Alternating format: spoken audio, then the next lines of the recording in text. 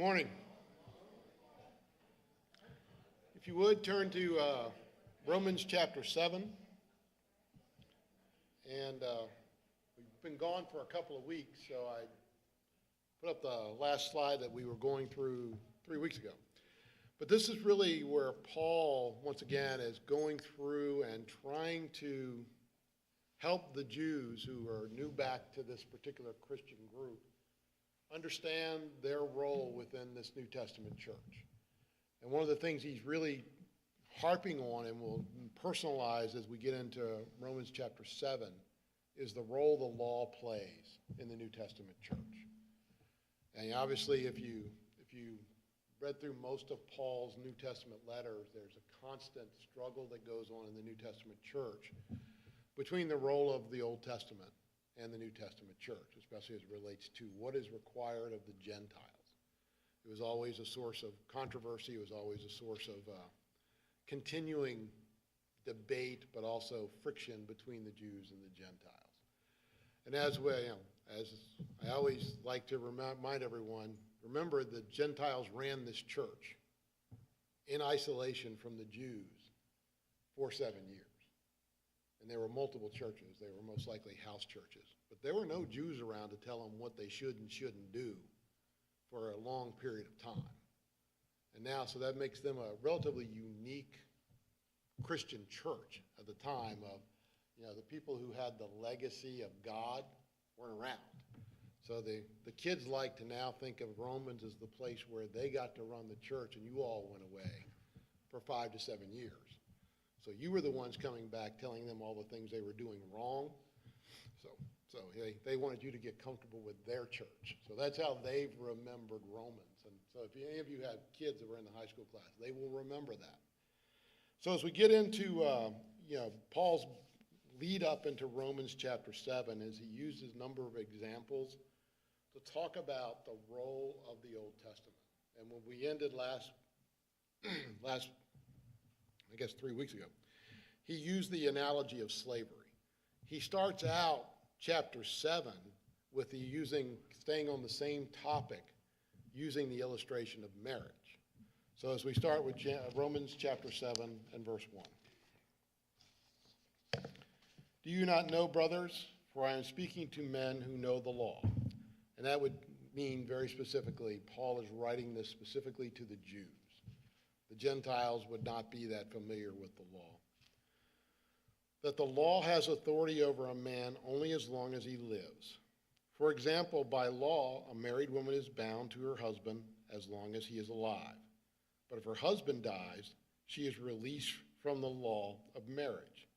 So then, if she marries another man after her husband is still alive, she is called an adulteress. But if her husband dies, she is released from the law and is not an adulteress, even though she has married another man. So once again, Paul's just continuing to make this theme of the New Testament Christian has died to the law. And so he's saying, look, it was there, it served its purpose, but it is not what's driving you anymore. It is not the basis of your faith going forward. So the use of this analogy of a woman whose husband dies is very easy for everyone there, cutting across both Jews and Gentiles, to understand. If you remarry while something is, quote, quote, still active, you're sinning.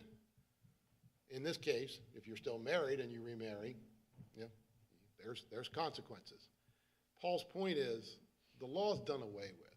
You're not sinning by moving past the law. Christ died so you could die to the old law. You have a new hope. You have a reference point for peace. You have a reference point for salvation. But more importantly, you have a reference point for forgiveness. All things that the law never really gave you. And so he's using this as a very easy example for them to kind of understand and start to personalize.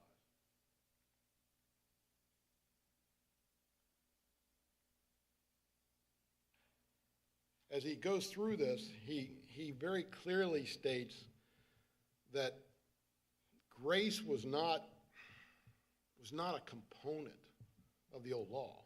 Grace is a new component. Grace is something you have inherited and something you should value. He also, he keeps going on about, kind of once you've died to something, you're not obligated to it anymore. And he's going to continue with this theme multiple times. And he's already talked about this in Romans chapter 6, where we covered that earlier. If you go back there, Romans 3 through 8. Or don't you know, all of us who were baptized into Christ were baptized into his death. We were therefore buried with him through baptism into death, in order that just as Christ was raised from the dead, through the glory of the Father, we too may now live a new life. If we have been united with him in his death, we will certainly also be reunited with him in his resurrection. For we know that our old self was crucified with him so the body of sin might be rendered powerless, that we should no longer be slaves to sin, because anyone who has died has been freed from sin. So once again, as we've gone through Romans, we've noted over and over again that Paul repeats himself. He wants to make sure that people understand this concept. You died to the law. Why are you burdening yourself with it any longer? You have something better. You have something that gives you grace, peace, and salvation. Why are you still focusing on this thing that was a burden? And so Paul then keeps going in verses 4 through 6. So, my brothers, you also died to the law through the body of Christ, that you might belong to another, to him who was raised from the dead, in order that we might bear fruit to God. For when we were controlled by the sinful nature, the sinful passion aroused by the law were at work in our bodies, so that we bore fruit for death. But now, by dying to what was once bound to us, we have been released from the law, so that we may serve a new way of spirit, and not in the old way of the written code. And so, as I was studying for this, I had a number of bosses who mentored me. You don't get to pick your bosses, okay? Some were good mentors, some didn't like me, I didn't like them, but we had to make it work. And when we did these training sessions, and they sat down and said, what management style worked best with you? I said, I don't know. I said, yeah, I never really thought much about it. And so the woman who was doing the one-on-one interview said, what motivates you the most? I said, oh, okay, that's a good question. I said, winning is good. I like to win. Everybody likes to win. But that's not what keeps me up at night. What keeps me up at night is losing. I hate losing. And she started laughing. She said, oh, so you will do anything to not lose. I said, well, okay, now you're going to absolutes. Anything is fairly absurd. But yeah, I'm willing to put in the time not to lose. She said, the motivation is not to win. I said, well, yeah, the opposite of not losing is winning, but the thing that gets you fired around here is losing. She goes, well, the thing that gets you promoted is winning. I go, yeah, but you asked me how I think about it.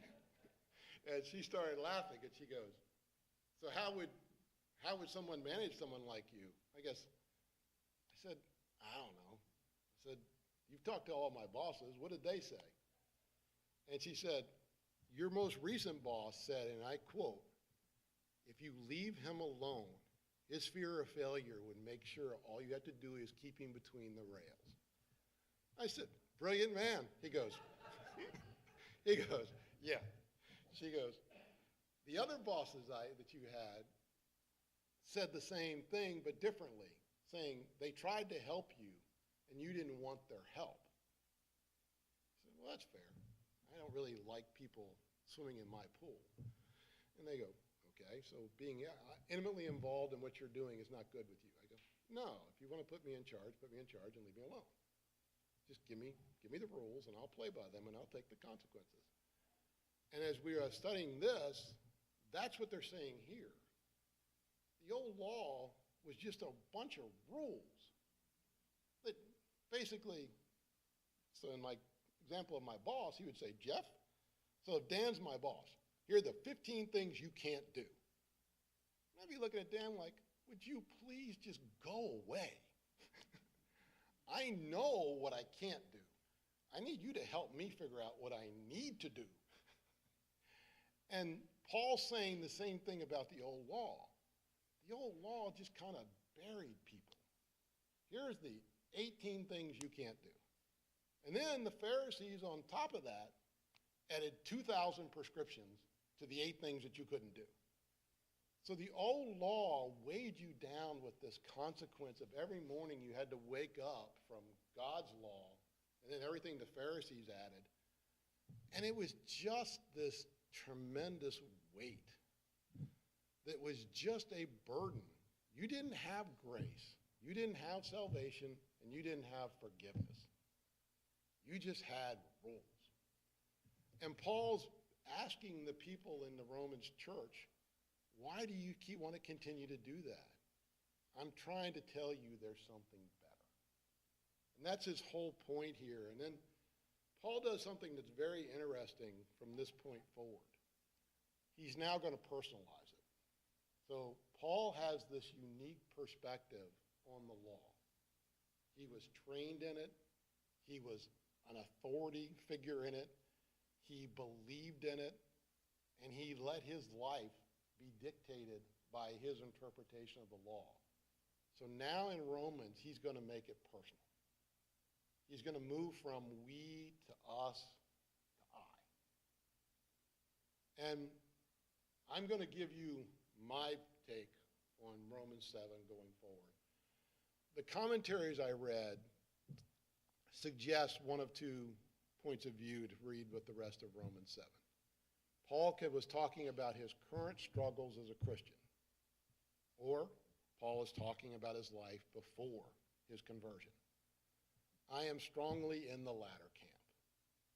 I believe Paul, from this point forward, is talking about how he took his Pharisaical training and applied it to his life prior to his conversion, and the burden that he bears associated with that behavior, believing he understood the law and the requirements of the law and the things that he invoked on the Christians at that point. I don't think it changes the reading and the meaning of the scriptures either way if you believe Paul is talking about his current struggles or if you believe Paul is talking about his previous life prior to his conversion. But I strongly am in camp too. Does anybody who's read this, do you believe it's Paul talking about his current struggles? Let's go through it, and you guys can tell me I'm wrong. Starting in verse 7. Let me go ahead and get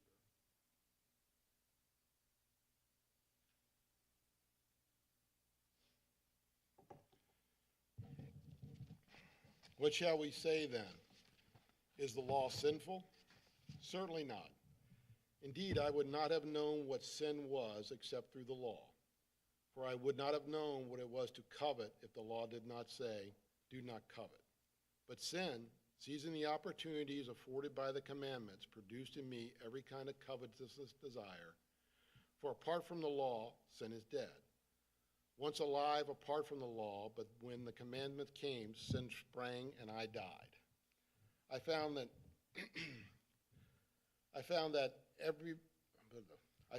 the very commandment that I was intended to bring life actually brought death.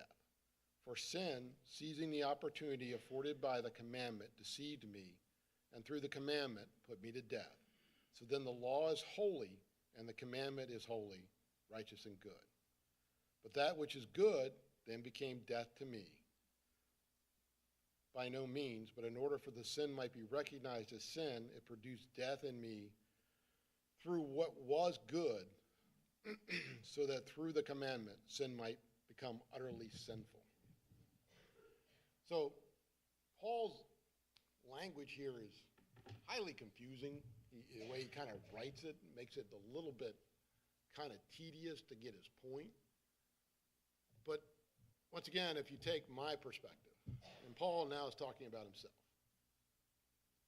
I believe that Paul, in his training with Gamaliel and in his understanding of what was to happen with the Messiah, believes that he fully understood the law, and his behavior towards New Testament Christians was wholly in keeping with his understanding of the law.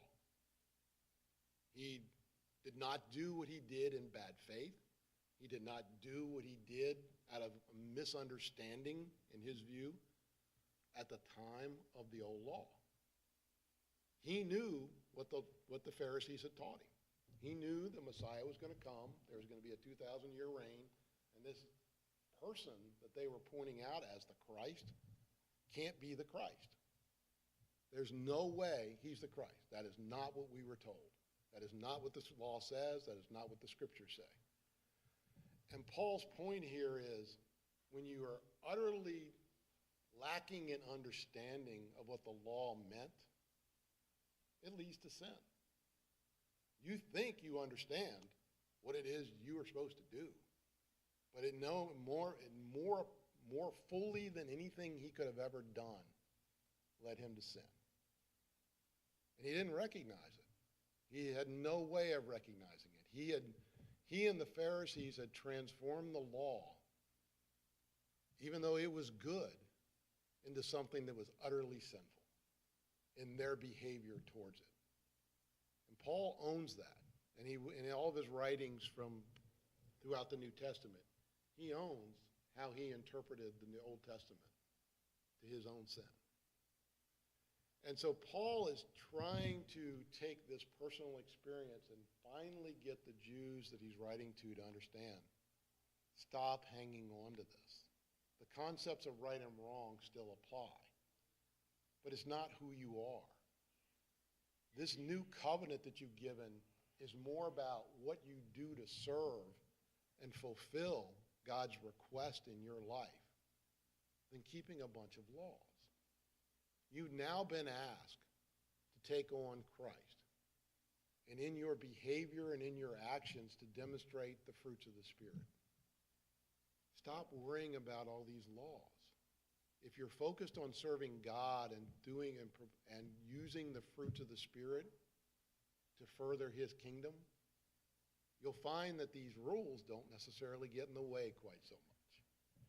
So as we were studying for this, one of the ones that did kind of catch my attention is, and I had to laugh because I ran into my brother and sister during the holidays. And my brother Craig was the one in our family who kind of had a broader reign. All of you who are younger children, the youngest child, you did get a break in my limited experience in life. But the easiest way to make sure Craig did something was to tell him not to. I mean, literally, and we were laughing about it. Terry and I, we were more rule keepers. Terry more so than me. But Craig, literally, if Dad told him, don't throw that snowball, he would launch it. It literally would be in the air by the time the word don't came out of my dad's mouth. And I was laughing. I said, I'm teaching this class. I said, what caused that behavior in you? He goes, I knew they weren't going to punish me too bad.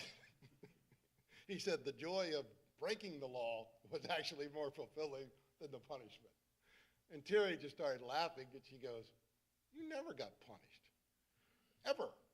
And so each of us has that little phenomenon in us where the greatest temptation in life is don't. I mean, whatever your parents told you, don't, was not the deterrent that you thought it was. Now, all of y'all are parents. I am not. So I have no experience in this. But I had to laugh because at work this week, one of the things that came up when we were doing our year-end review is we don't share enough about our strategy. All we share is the things that we're told we can't do by the NFL. And I started laughing. I said, okay. And so I think life's experience is this way for us, is the Old Testament was a series of don'ts. It's hard to get a lot of fulfillment out of just not doing what you're not supposed to do. you got to have something that actually is fulfilling. I mean, my dad, to his great credit, treated all three of us very differently. And one of my dad's common constraints was, he said, I don't understand you. I understand Craig well. Craig is me. Craig and I are twins. I know how to manage Craig. I started laughing. I said, all right. He goes, you're not my child. I started laughing. I was like, so what are you asking of me? He goes, I need your help with Craig. And I was like, all right. So we went through this discussion about how he had to understand as I got older and started to make my own decisions to give me room.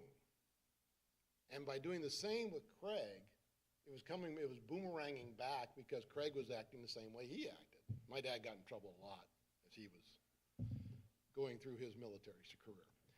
And I started laughing and I said, how do you want me to help? He goes, give him some positive things to think about. He says, tell him what not to do is not working. And I started laughing, and so I did sit down and talk to Craig, and he goes, it's probably good that you talk to me because, to be honest with you, every time Dad tries to correct me, we both end up laughing.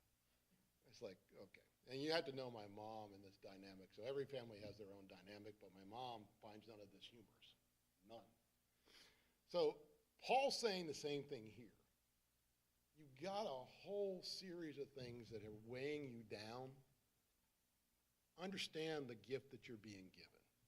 I own the burden of what I did in my life. I own that burden. And I did it in fully good conscience. So the idea that your conscience should be your guide. Paul is the living testament is conscience without knowledge can lead you into a ditch. Paul is the most perfect example of that in the Bible. I don't think Paul did anything without fully understanding and believing he was right. And so Paul, more than anybody else writing this, fully comprehends for the Jews, and what he's worried about for the Gentiles is the consequence of taking the Old Testament and putting it on people as a burden. So continuing on, verse 13. Did that which was good then become death to me? By no means. But in order that sin might be recognized as sin, it produced death in me through what was good, so that through the commandment sin might become utterly sinful. We know that the law is spiritual, but I am unspiritual, sold as a slave to sin. I do not understand what I do. For what I do not do, but what I hate, I do. And so, once again, Paul's language here is a little confusing. Yeah. And I think, once again, he's not really changing his point at all here. He's saying, what I thought I was doing, I did in full, clear conscience. But it was complete and utter sin. And I continued doing it. And there was nothing that any Christian or any authority was going to point out to me that would have made me change. I was fully committed to my understanding of the old law. And I, in good conscience, did exactly what I did. Without the conversion on the road to Damascus, Paul understands, I don't know where I would have ended up. But through God's grace, I am here writing to you now. And that miraculous interaction is why I completely understand what the Jews could do to your New Testament church. And I'm writing to make sure that doesn't happen. Don't let them weigh you down. Don't let them use what was a good thing to restrict you in your behavior. So one of the examples that was given was there was this resort in Florida that actually was on stilts. And actually you could just sit out on the porch, on the balconies in each of your hotel rooms, and you could fish. But obviously, if you can imagine, if you're on the 8th floor and you're throwing your line out on the porch, the people's on floor 7 below may not like the fact that you're hauling a fish up in front of them. So they put these signs up, do not fish. And didn't stop the fishing. And he said, I talked to people, and he said, finally, I just took the signs down. He said, I just put the signs down and put a little barrier up. He said, and guess what? When I took the signs down, people didn't fish anymore. He said, it's almost like me putting up the sign, do not fish from the balcony, prompted the people who were imbibing to do it. They were missing out on something. He said, and the guy who was right, he said, that's kind of like what people want to do with the law. They strive for order, but it doesn't give them any of the things they're looking for. So as we go on here, Paul continues to make this about his own feelings. And the thing that I think sometimes we miss in Romans is, in this chapter 7, if you get some time this week, I know you're going through the chronology. But one thing, if you read this last section of Romans 7, it's one of the rare times when Paul, I think, just opens up his heart and tells you, look, I really, once Damascus happened, I was helpless. I felt so lost. I felt so distressed. I felt so burdened by what I had been. Paul, in the last part of this chapter, talks about how helpless he felt. And I think sometimes we get so caught up in reading the scriptures, we lose a little bit of the personal perspective here. Because here's Paul telling you, I knew I was right. And I was utterly and completely wrong. I missed the point. And how many people did I injure along this journey that I cannot fix? So if we keep reading, I'm going to start with verse 16. And if I do not what I do not want to do, I agree the law is good. As it is, I no longer I myself who do it, but it is the sin living in me. I know that nothing good lives in me, that is, in my sinful nature. For I have the desire to do what is good, but I cannot carry it out. For what I do is not the good I want to do. No, the evil that I do not want to do, this is I keep doing. Now, if I do what I do not want to do, it is no longer I who do it, but it is the sin living in me that does it. So I find the law at work. When I want to do good, evil is right there with me. For in my inner being I delight in the God's law. But I see another law at work in the members of my body, waging war against the law of my mind and making me a prisoner of the law of sin at work in my members. For what a wretched man I am. And so through all of that, you kind of hear Paul saying, I led a life that I thought was exemplary. I ended up being absolutely and completely lost. And I think when you look at that word, how wretched I am, that is a complete loss of self, a complete loss of energy, a complete loss of perspective. Paul says, I lost everything. That's what the law and my understanding of the law led me to.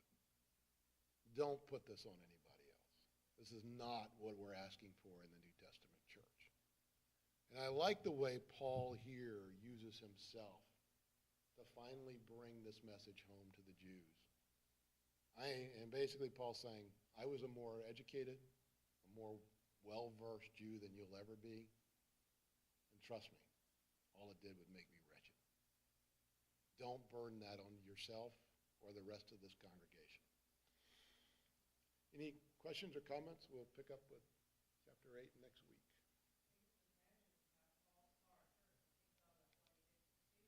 Absolutely.